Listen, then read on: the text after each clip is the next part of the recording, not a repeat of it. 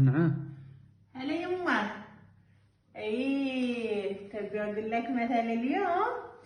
مثل اليوم يقول لك ياشين شيء ما شابه هلا. صبحكم الله بالخير جميعا. يضرب هذا المثل في عدة مناسبات ويضرب للحالتين الثنتين المتناقضتين.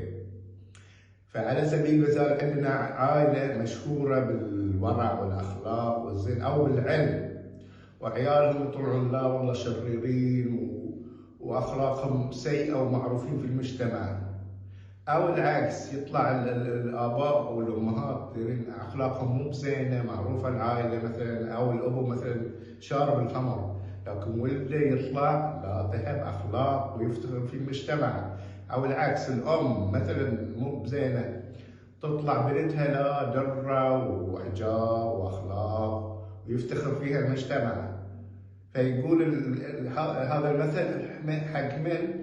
حق الحالتين يضرب، ياشين شيء ما شابه له.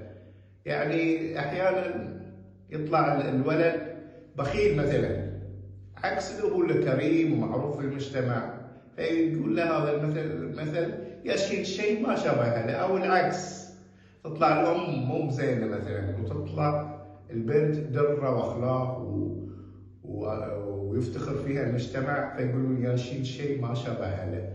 فيضرب في الحالتين الثنتين. ويعطيكم الصحة والعافية.